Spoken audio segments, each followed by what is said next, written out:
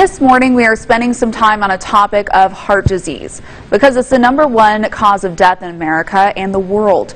In honor of the Permian Basin Heart Walk that this Saturday, we have a special guest for today's segment for Ask the Experts.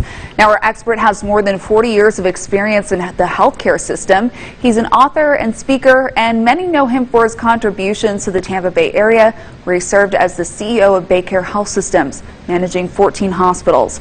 But I know him as Dad. Stephen Mason is a survivor on a mission to help others combat heart disease, and he has his story here and a message for our community. Hi, Dad. Hi, Amanda. I don't think I've ever interviewed you before.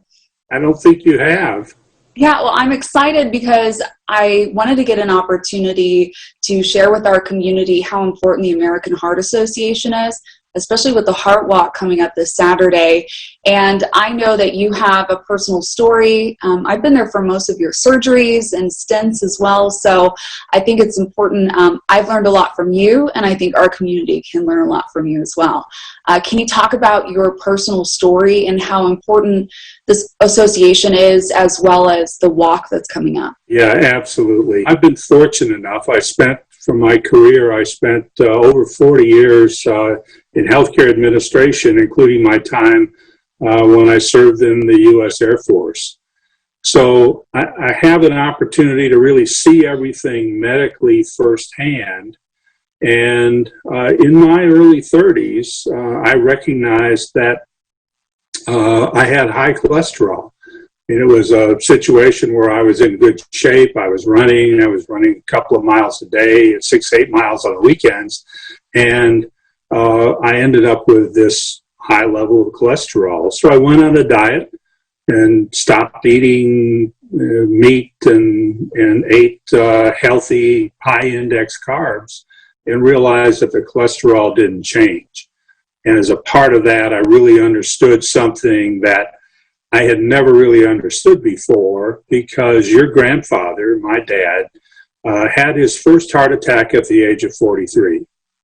And he was basically a cardiac cripple for a number of years. It was a fairly significant heart attack. At age 56, he had a quadruple bypass procedure and died relatively young at age 68.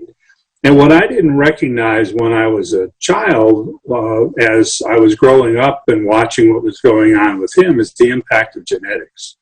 And I discovered the impact of genetics in the way that I described, that essentially my liver likes to make cholesterol regardless of what I'm eating. So I began to take seriously everything that I could understand and read about heart disease and the issues relating to heart disease. So I became relatively attached to that. Had my own first heart attack on the tennis court at age 47, had a stent put in then, and then did very well for 20 years after that.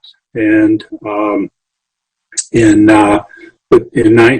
2016, I ended up having a bypass cardiac surgery that really put me back on the road to being healthy again.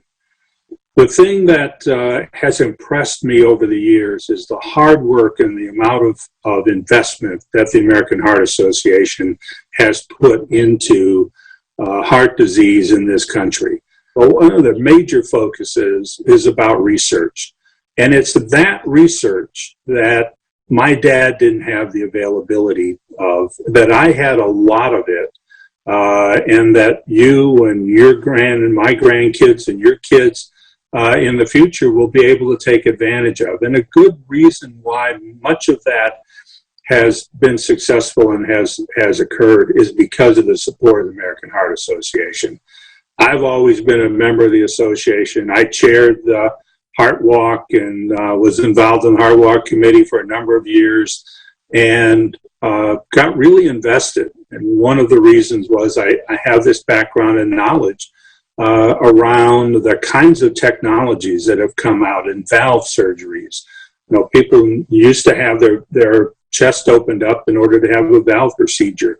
Now, through an arterial vein, they send a catheter up and replace a valve right there through the catheter, and many people are going home that same day. I mean, that kind of technological change has changed immensely. The pharmaceuticals that people are now taking that have heart disease, a lot of that has been funded by the American Heart Association, and a lot of that has really changed the lives of many of the people around the world. So I can't say enough good things about the American Heart Association. It is the one organization that I hold out there above many others that is really creating some significant good and paying forward to individuals that have coronary disease, that have the predisposition for it, or the genetic predisposition for it. They're paying it forward in helping to improve their lives and the lives of their family members and people that are alive. I never met my grandfather because he died at the age of 50. And you didn't get an opportunity to meet your grandfather. And I really think and hope that your kids get a chance to meet their grandfather. So, again, I can go on for hours about the Heart Association because it's been one of those things that I see that really works. And I've always been willing to step up and support its cause. And for an extended conversation with Stephen and to learn more about being your own health advocate, managing your heart disease, and also the fear that comes with it, check out our website, yourbasin.com. And we hope to see you tomorrow morning at 9 a.m. for the Permian Basin Virtual Heart Walk.